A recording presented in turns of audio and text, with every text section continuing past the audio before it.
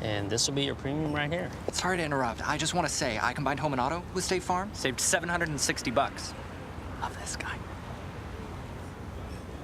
Okay, does it bother anybody else that the mime is talking? Freaky.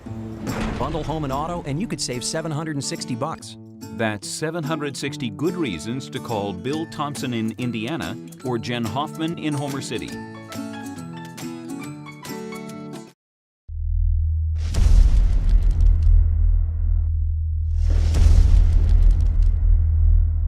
Hi everybody, I'm Carly Krouse and welcome to week 2 of the Indiana Gazette's high school football preview show. I'm coming to you from Andy Kosneski Field at 5th Street Stadium, home of the Indiana Indians.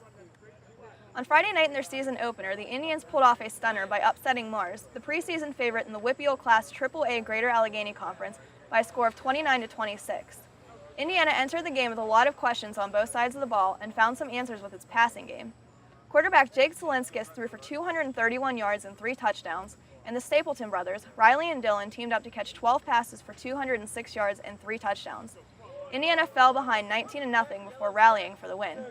This week, Indiana hits the road to take on Hampton in another conference game. The Talbots, whom Indiana beat 33-7 last season, opened their 2014 campaign with a 55-0 win at Albert Gallatin. Quarterback Nick Grabowski ran for 2 touchdowns and threw for 1, and Jack Bish ran for 2 scores.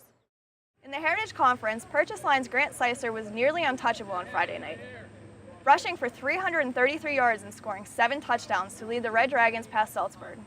Seisser returned the opening kickoff 92 yards for a touchdown and rushed for 6 more.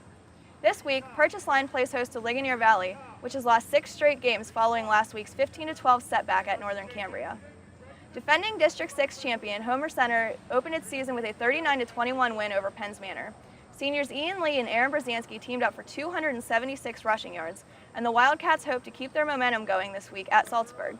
The Comets, on the other hand, traveled to Northern Cambria in hopes of getting their young team on the right track, but the inexperienced Colts made some noise in Friday night's win over Ligonier.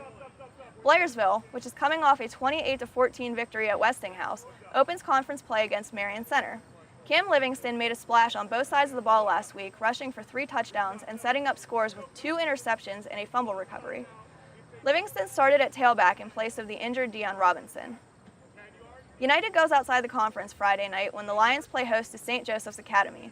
United lost to Marion Center 35-7 in Week 1, but is looking to snap its 21-game losing streak against the Wolves, who have just 17 players on their roster in their second season of football.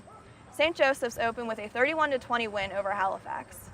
Elsewhere in the WPIAL, Apollo Ridge plays host to Valley in an Allegheny Conference game. The Vikings are coming off a 41-21 win over West Shamokin, in which Trey Tipton and Dwayne Brown each scored in 3 different ways.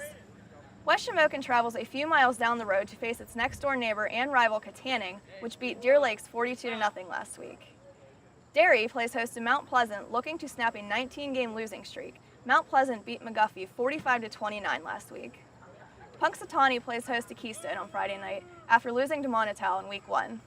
Be sure to check back next week for the 3rd edition of the High School Football Preview Show.